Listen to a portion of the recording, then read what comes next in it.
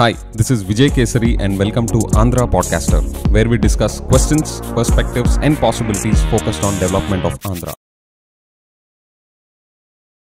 Friends, Ashok Leyland లాంటి పెద్ద బ్రాండ్ని ఆంధ్రప్రదేశ్లోకి తీసుకొచ్చినప్పుడు నేను దాన్ని అప్రిషియేట్ చేశాను. And it's also very good thing. Automotive సెక్టర్లో అలాంటి హెవీ వెయిట్ బ్రాండ్ని తీసుకురావడం, వాళ్ళ మ్యానుఫ్యాక్చరింగ్ ప్లాంట్ని ఇనాగ్రేట్ చేయడం, ఇదంతా it's a good thing. And మనం అందరం కూడా అప్రిషియేట్ చేయాలి అని కూడా నేను అనుకున్నాను.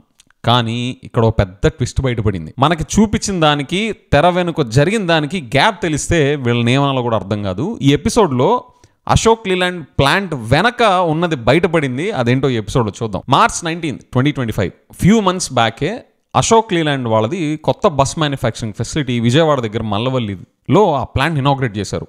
ఇది మీడియాలో బాగా పబ్లిసిటీ చేయించారు. అండ్ తప్పేమీ లేదు, మంచి జరుగుతున్నప్పుడు జనాలు కమ్యూనికేట్ చేయాలి, నథింగ్ రాంగ్. ఒక కొత్త మ్యానుఫ్యాక్చరింగ్ ప్లాంట్ స్టార్ట్ అవడం, అక్కడ నుంచి కొత్త బస్సెస్ మ్యానుఫ్యాక్చర్ అయ్యి రావడం, ఇవన్నీ మంచి విషయాలు కాబట్టి మనం దాన్ని అప్రిషియేట్ చేయాలి. అండ్ ఆ బస్ మ్యానుఫ్యాక్చరింగ్ ప్లాంట్ ఇనాగ్రేషన్ ఈవెంట్లో లోకేష్ గారు ఏమన్నారో మీకు గుర్తుందా? And I'm really excited to see this project come alive. So it's spread across 75 acres with 40 acres of land currently developed. This facility in phase 1 aims to manufacture 2,400 buses annually and has a potential to go up to close to 4,000 plus buses manufactured here. You know what excites me is to see young workers here who are from our state, who are from different states. It really is a goosebumps moment for me. Phase 1, 600 jobs will get created, and I'm sure with Dwarka Thirmal sir's push, definitely phase 2 production will also start here, and together we'll create close to 2,000 jobs here in this facility of Ashok Leyland. విన్నారు కదా, దీని అర్థం ఏంటి? మంచిగా విజయవాడ దగ్గరలో ఆ Mallavalli manufacturing ప్లాంట్లో కొత్తగా బస్ మ్యానుఫ్యాక్చరింగ్ స్టార్ట్ కాబోతుంది. ఫేజ్ 1లో 2,400 బస్సెస్ని మ్యానుఫ్యాక్చర్ చేసే కెపాసిటీతో ఇది స్టార్ట్ అవబోతుంది అని దాని అర్థం. అంటే అక్కడ దాని అర్థం ఇంకోటి కూడా ఏంటి, ఇప్పటిదాకా అశోక్ లీలాండ్ బస్ మ్యానుఫ్యాక్చరింగ్ అనేది ఈ విజయవాడ ప్లాంట్ దగ్గర స్టార్ట్ అవ్వలేదనే కదా దాని అర్థం. అందుకనే కదా అది స్టార్ట్ చేస్తా ఇనాగ్రేషన్ ఫంక్షన్ చేయడం. ఇక్కడే ఒక పెద్ద ట్విస్ట్ ఉంది. ఇది స్వయానా అశోక్ లీలాండ్ వెబ్సైట్లో నుంచే బయటకు వచ్చిన డాక్యుమెంట్. ఇదేదో పెద్ద గుప్త నిధిలాగా దాచిపెట్టిన డాక్యుమెంట్ కాదు. వాళ్ళు సెబీకి కంప్లైన్స్ రిక్వైర్మెంట్స్ ప్రకారం సబ్మిట్ చేయాల్సిన డాక్యుమెంట్ అన్నమాట ఇది. Ashok Leyland is a listed company కదా, సో వాళ్ళు సెబీకి వాళ్ళు డిస్క్లోజ్ చేయాల్సిన డాక్యుమెంట్స్లో ఇది ఒక డాక్యుమెంట్. అక్కడ ఏం మెన్షన్ చేస్తుందో చూడండి. Pursuant to regulation 30 of SEBI regulations 2015, we wish to inform you that the commercial production of the buses at the plant set up at Vijayawada, Andhra Pradesh has commenced on ఇప్పుడు February 19, 2021. దాని అర్థం ఏంటి? ఈ మల్లవల్లి ప్లాంటే, ఈ విజయవాడ ప్లాంటే Ashok Leyland bus manufacturing ఫెసిలిటీలో buses production అనేది February 19, 2021 నుంచి కమెన్స్ అయిపోయింది, స్టార్ట్ అయిపోయింది అని ఆన్ రికార్డ్ సెబీకి సబ్మిట్ చేశారు అశోక్ లీలాండ్ వాళ్ళు. ఒక పక్కన లోకేష్ గారు ఏమో March 19, 2025 ఈ ప్లాంట్ని, ఇదే బస్ మ్యానుఫ్యాక్చరింగ్ ప్లాంట్ని ఇనాగ్రేట్ చేస్తారు.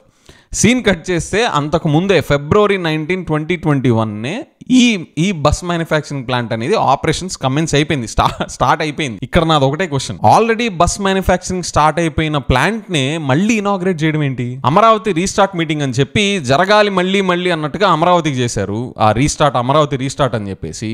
అలానే ఇప్పుడు అశోక్ లీలాండ్ విజయవాడ ప్లాంట్ కూడా సేమ్ అదే రిపీట్ చేశారా? అలాగైతే ఇప్పుడు రానున్న రోజుల్లో నాగార్జున సాగర్ డ్యామ్ కి, శ్రీశైలం డ్యామ్ కి, వీటికి కూడా మళ్ళీ ఇనాగ్రేషన్ చేస్తారా? ఇది సరిపోదన్నట్టు వైసీపీ టైంలో కంపెనీస్ అన్ని ఆంధ్రప్రదేశ్ వదిలి వెళ్ళిపోయాయి అని చెప్పేసి బ్రెయిన్ వాషింగ్. ఇచ్చోండి, ఇది టీడీపీ అఫీషియల్ హ్యాండిల్లో పోస్ట్ చేసిన ట్వీట్ అనమాట.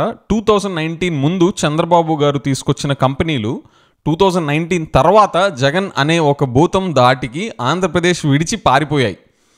2024 తర్వాత చంద్రబాబు అనే బ్రాండ్ చూసి మళ్ళీ పెట్టుబడులు పెట్టడానికి ఆంధ్రప్రదేశ్ వచ్చాయి. అశోక్ లీలాండ్, లూలు, రిలయన్స్, నిన్న భూమి పూజ చేసుకున్న రెన్యూ, పవర్, ఇలా అనేక కంపెనీలు మళ్ళీ తిరిగి వచ్చాయి. స్వయాన అశోక్ లీలాండ్ వాళ్లే February 19, 2021 విజయవాడ ప్లాంట్ నుంచి బస్ మ్యానుఫ్యాక్చరింగ్ అనేది స్టార్ట్ అయిపోయింది అని వాళ్ళు చెప్పడం ఏంటి? జరగాలి మళ్ళీ అన్నట్టుగా అదే మ్యానుఫ్యాక్చరింగ్ ప్లాంట్ కి మళ్ళీ ఇనాగ్రేషన్ ఫంక్షన్ చేయడం ఏంటి? ఇవి చూపించి జగన్ గారి టైంలో కంపెనీస్ అన్ని పారిపోయాయి అని చెప్పి మాకు బ్రెయిన్ వాష్ చేయడం ఏంటి? ఏంటి సార్ ఇదంతా? ఈ బంపర్ ఆఫర్లు మాకే ఎందుకు ఇస్తున్నారు? ఇది రీమిక్స్ కాదు, remix. Lokesh garu, giving you the benefit of doubt, there must be something missing here. మీరు స్టాన్ఫర్డ్లో చదువుకొని మరీ ఇంత సిల్లీ మిస్టేక్స్ చేస్తారని అయితే నేను అనుకోను. Can you please let us know what is missing here?